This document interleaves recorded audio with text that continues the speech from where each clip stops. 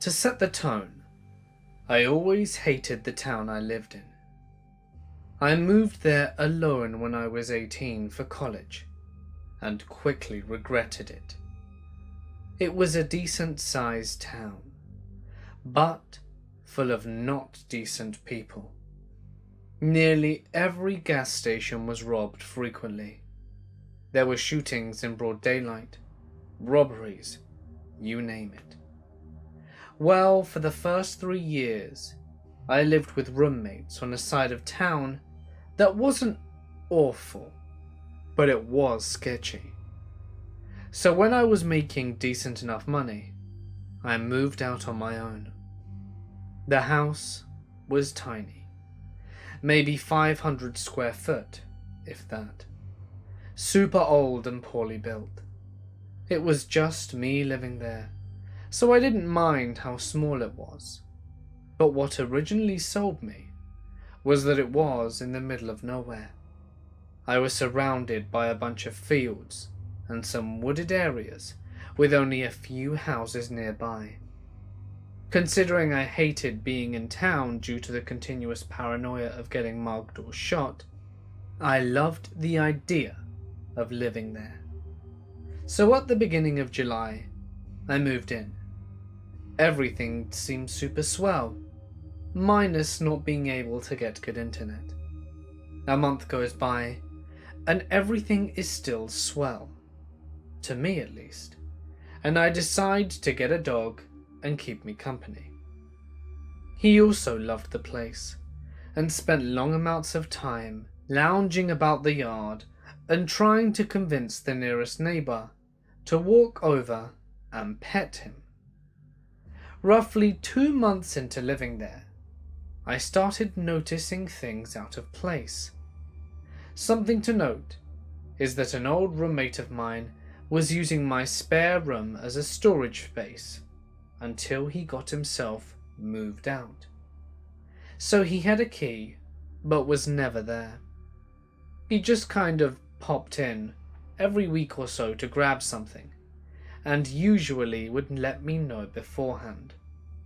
But I'd come home to my kitchen chair being pulled away from the table, or a bowl in the sink, things like that. There were such small things that I wrote them off, and just assumed my roommate swinged by, or that I was just forgetting stuff. But then my dog developed this crazy bad separation anxiety. Up until now, he didn't even care when I left. He'd just lay on the couch and chew his toys. He never barked, never did anything weird. However, all of a sudden, he began acting really awful every time I tried to leave him. He'd literally cram his body through the door while I was closing it, screaming and barking, and wouldn't stop until I came back into the house. He didn't want me to leave him there alone, at all. I couldn't afford a kennel for him just yet, so I decided one day that I'd put a movie on, thinking that maybe the sound of people talking might keep him calm.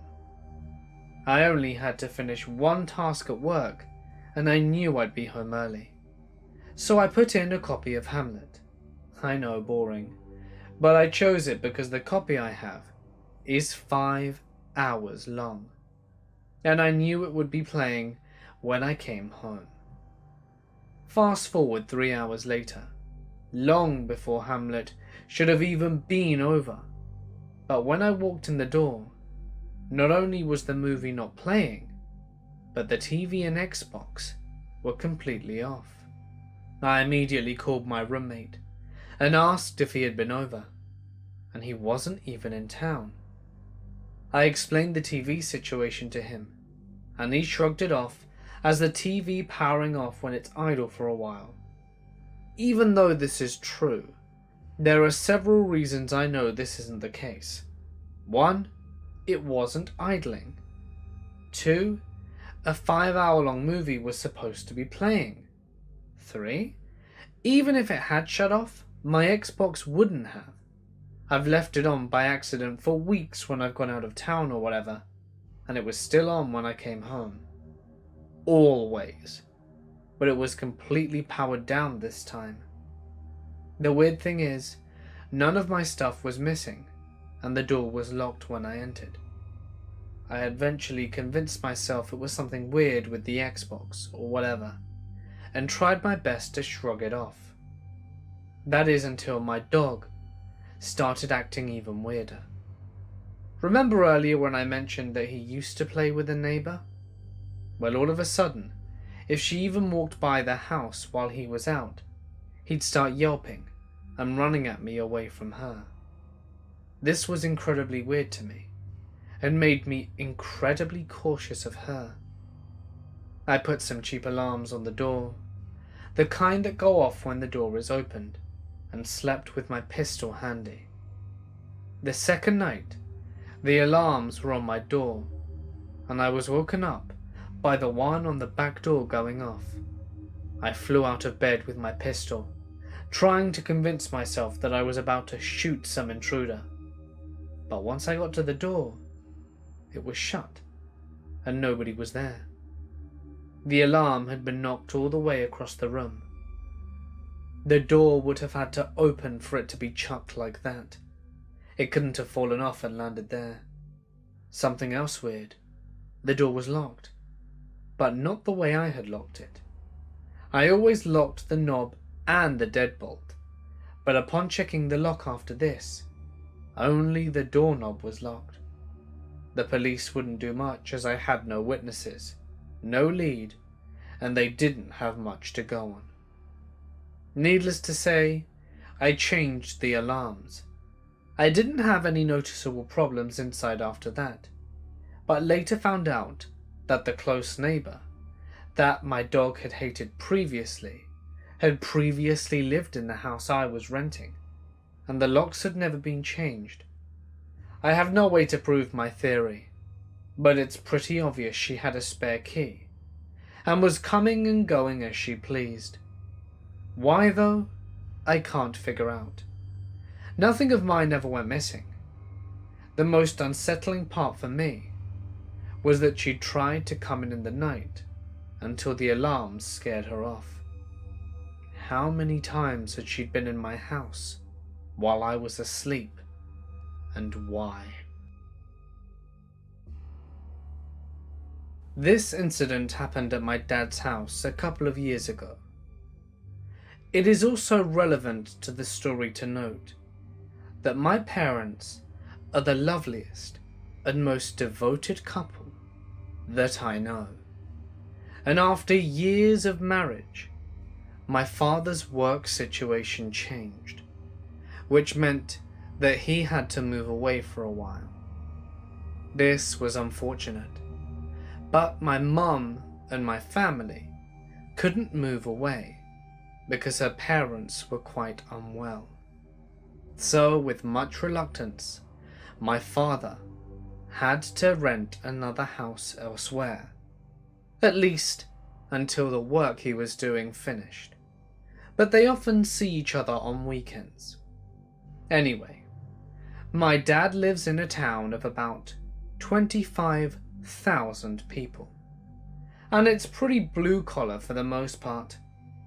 His house is in the downtown area, which has been regentrified, so it's not a bad area to live in, but it's also just a stone's throw away from the worst parts of town. My dad's house is also directly across the street from the main entrance to a university, so there's a university security checkpoint just a few steps away from his front door that is manned by real police 24/7. Now, my father's house is older and has a detached garage in the back. His backyard is surrounded by a brick wall with 2 wrought iron gates, neither of which have a lock on them, since everyone usually enters through the back door. It's just really inconvenient to have a padlock on the back gates that you constantly have to lock and unlock, come rain or shine. The garage door can only be opened using a special key code. Inside the back gate, on the side of the garage, is a small crawl-through space that was covered with a board at the time.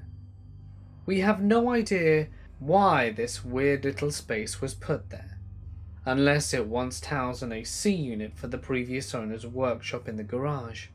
One weekend, my mum arrived to visit and was looking through the garage for some of her things that she had stored there. She was particularly looking for a large floral duffel bag where she stored her sewing machine. Her sewing machine was still in the garage, but the floral duffel was nowhere to be found. She asked my father where it was, assuming that he had used it as a suitcase, since he does travel overnight occasionally for work. He told her that he hadn't touched it, and that it should still be in the garage where she left it.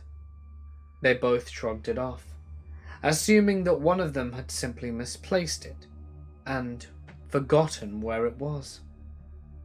Fast forward to a couple of weeks later.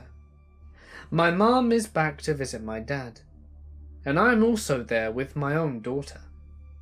My dad walks out to the back door one morning and notices that the board on the little crawl-through space was damaged, as if it had been kicked in. He decided to go into the garage to investigate. Soon after, he called my mum and I into the garage to see what he had found. There was a piece of rolled up newspaper that was charred black on one end. Someone had opened the back gate at night, kicked the board over in the crawl space, and lit a piece of newspaper on fire to use as a torch as they glanced around the garage for, presumably, anything of value. And the freaky part is, they did all of this within 100 meters of a police security checkpoint, while the four of us were sleeping just inside the back door. And we were lucky that they didn't find the spare house keys hung on a nail inside the garage. My dad put two and two together and realized this was probably the burglar's second entrance into the garage. A couple of weeks before, when my mum's floral duffel bag disappeared, my dad had noticed that the board covering that crawl space seemed loose and had taken steps to tack it from the inside.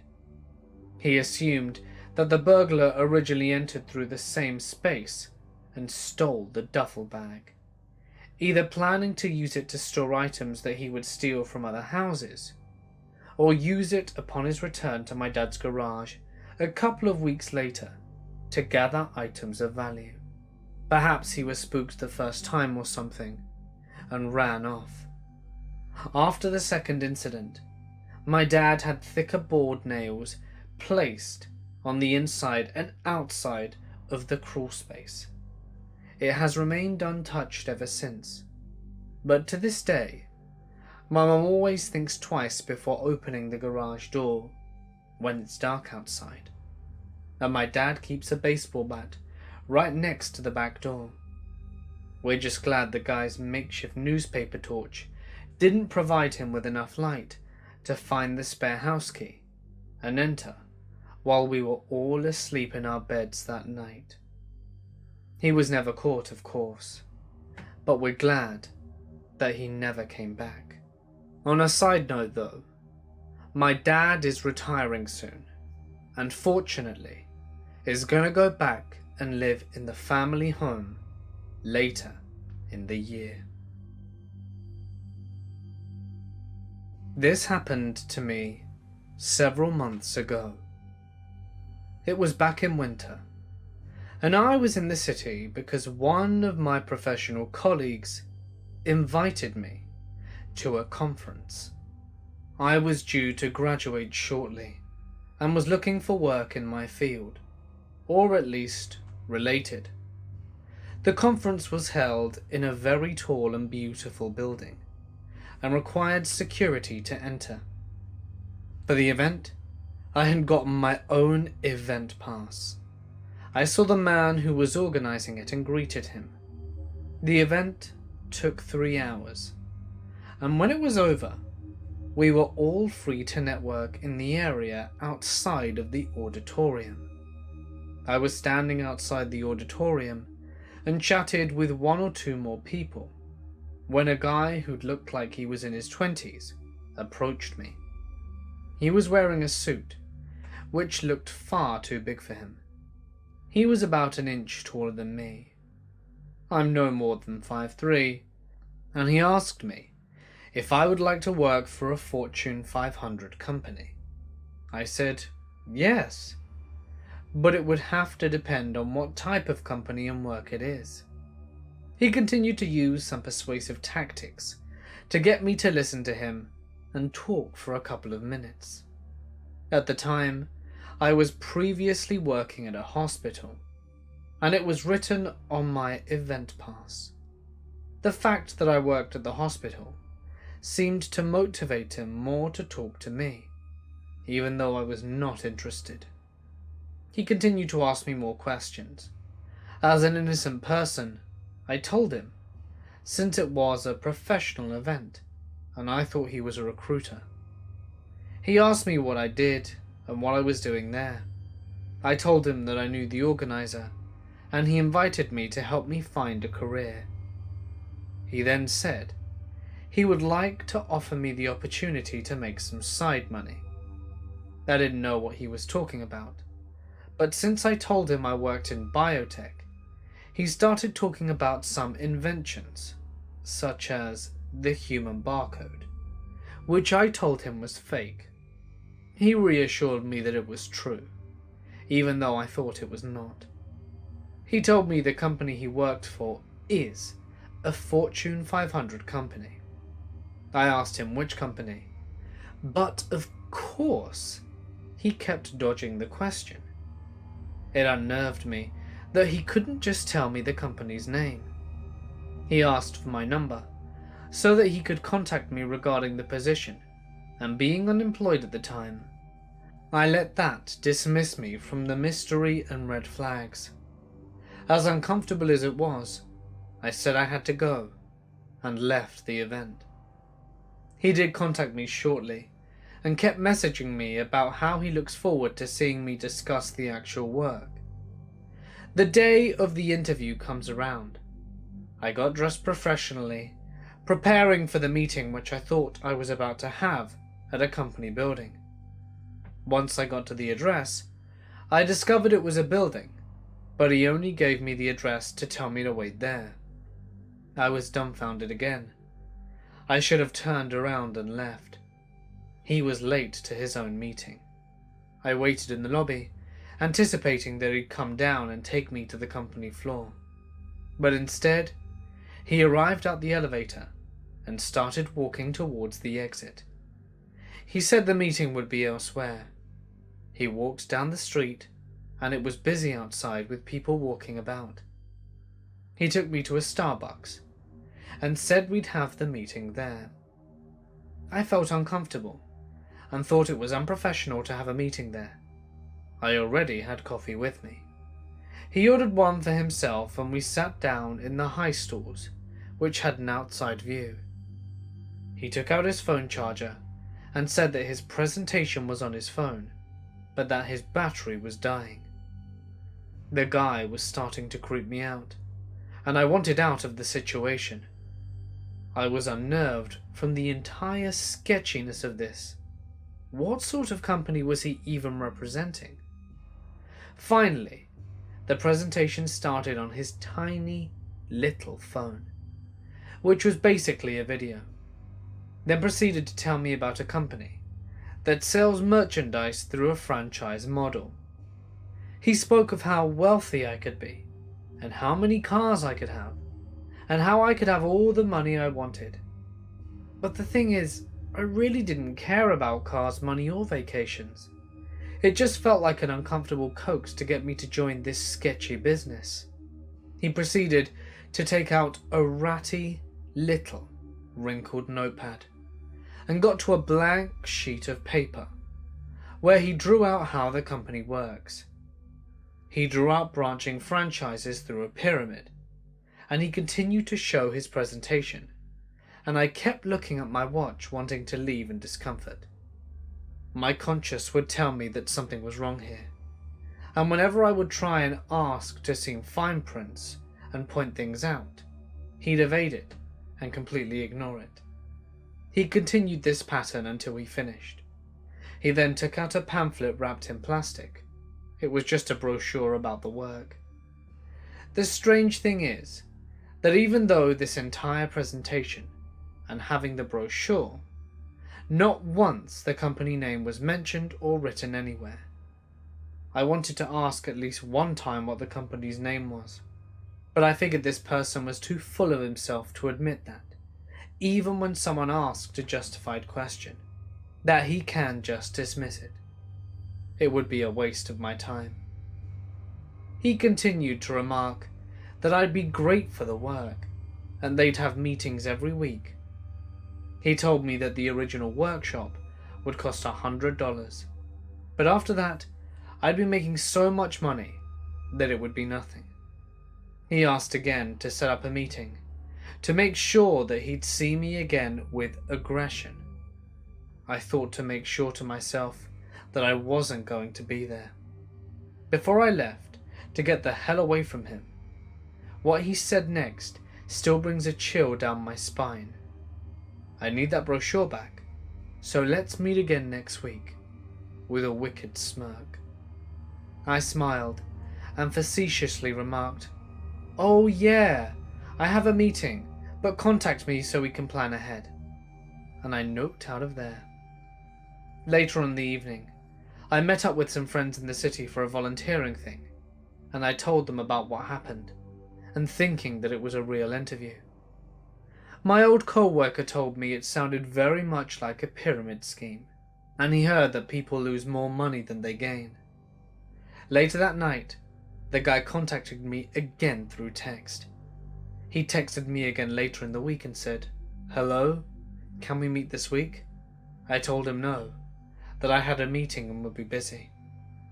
The week after, he sternly texted me, "Hello, Josh, I have to speak with you." I ignored it. These constant barrages of text persisted for the next few months.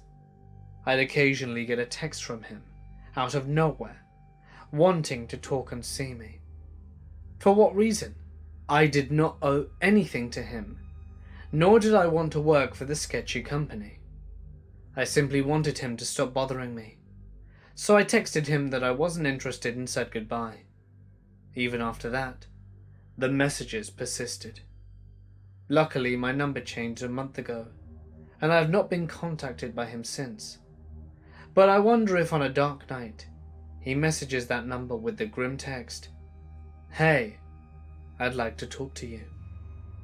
I've told my organizer colleague about what happened. I was hoping he would do something about these sketchy solicitors, and that they wouldn't return to the building. The amount of times he messaged me were just creepy.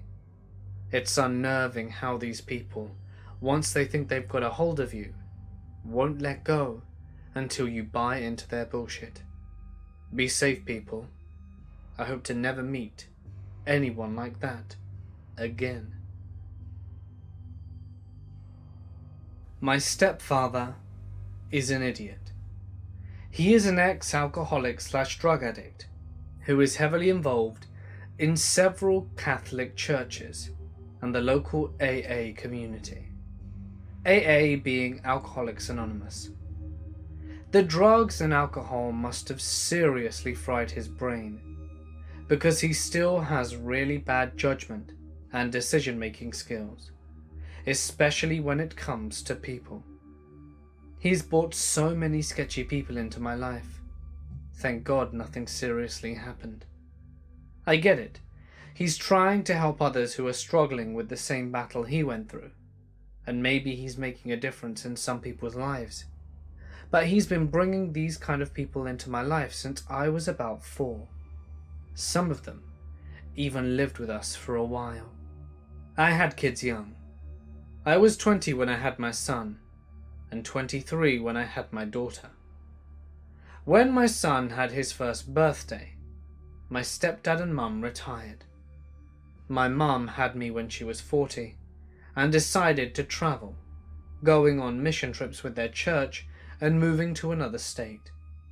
They started working with this Catholic organization that specifically helps people who struggle with alcohol and drug addictions. The church gave them housing amongst their nuns and priests and paid them a small amount of money to buy food and necessities while they worked with them. One year around Christmas time, my parents came home for the holidays and brought an elder nun with them. She was probably in her 50s. My family got together and went to a Santa's workshop, which was super crowded. My mother, stepfather, and their nun friend and my sister and their kids came too. My daughter was about 6 months old.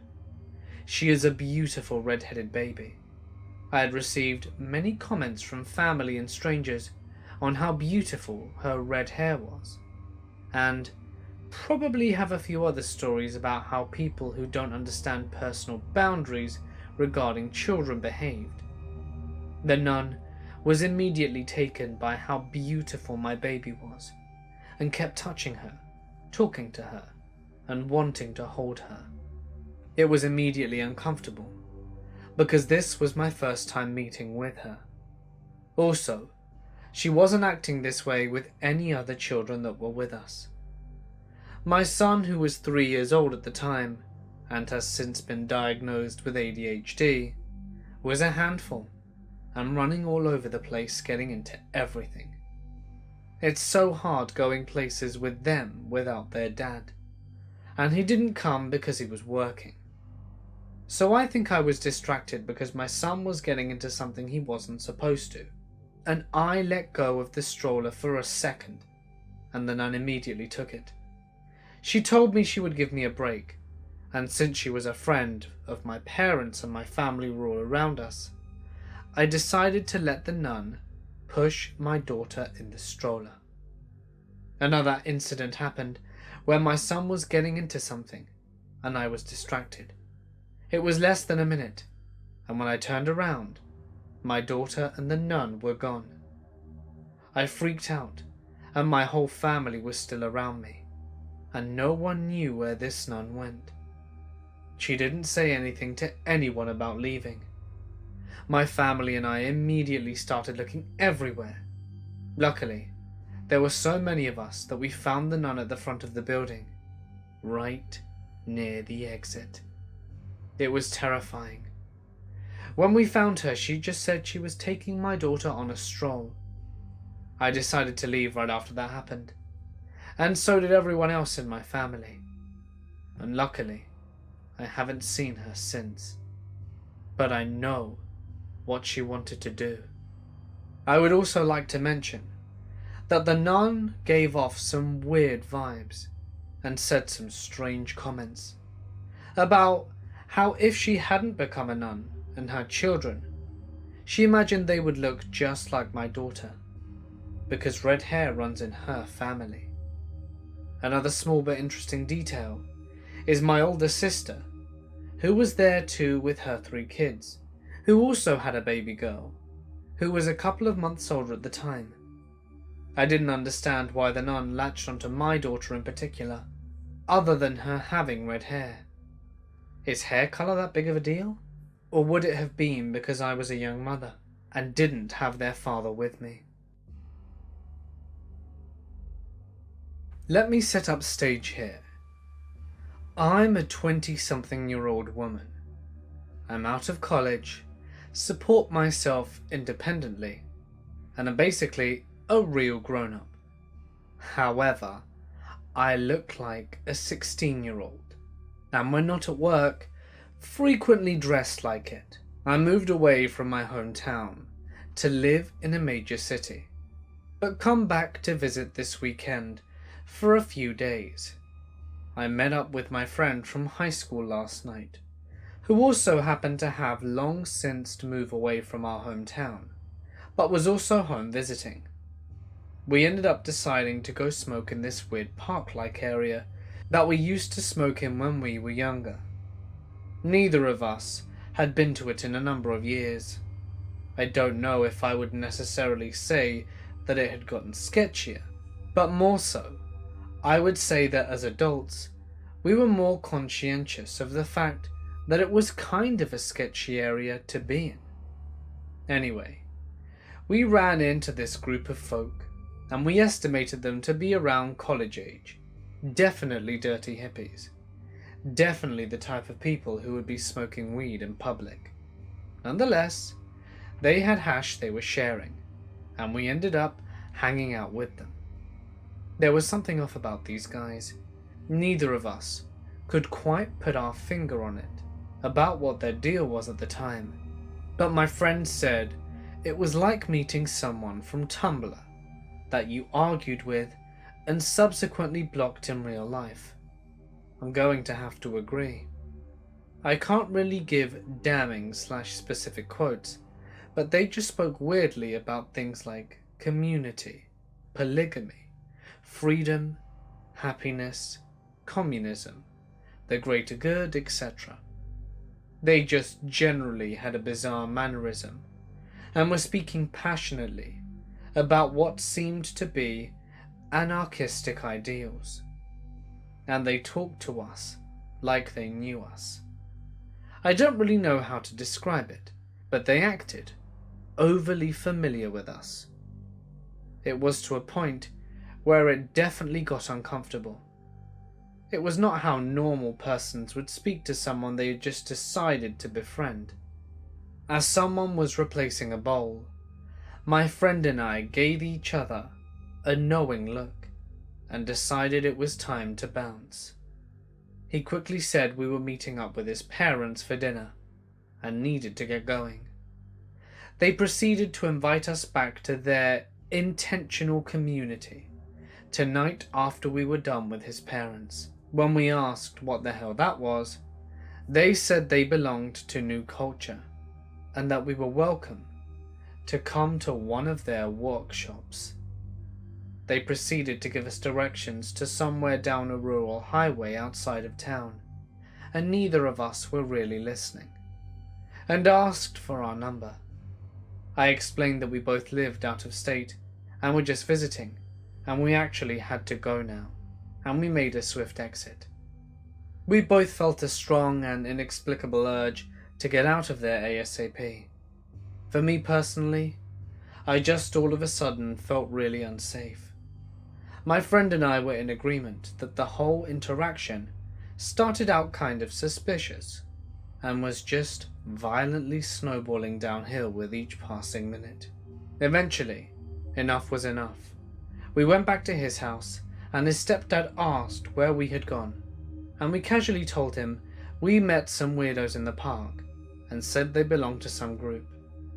He went on to say that they've been warning people that there are reports of a decentralized cult lurking in the area, and they're preying on runaway teens and college dropouts and trafficking them into Appalachia. As soon as he said that and started talking about it, it all kind of fell together. So that's what was happening there. Yeah, it looks like we may have found the cult. To be completely honest, men never hit on me or approach me at all. This is because I am a very large woman. It is weird when they do. It's only happened twice in the last 6 or 7 years. The first of those times was okay, but a little uncomfortable, since I was in an elevator with this complete stranger in my apartment building, and he kept asking me out for coffee. I know I'm not attractive, so I never believe people when they act like I am. I'm also not looking to date. The second time, however, happened within the last hour. After work, I took the bus down to the grocery store. It is a few minutes in the opposite direction from my apartment, but they have some pretty good deals. so I like to go at least once a month. As I was starting to walk away from the bulk food area, this is also the only store with sesame glazed cashews, so I was getting some, I heard someone say something like, "Hey!" There were other people in the area, so I figured this person was trying to get the attention of a deli or bakery employee nearby. I saw him out of the corner of my eye, but paid no attention and walked off to continue my shopping. I had to use the phone in the store that automatically rings up the taxi company to call my ride before exiting and walk off to the side where the benches are to wait for it to arrive. A few people walked behind the bench as they left also. Then one stopped and said hello. I still paid no attention.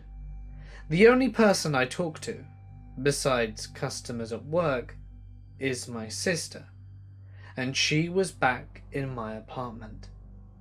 He came a little closer, cleared his throat and said, "Excuse me." I turned. It was the guy.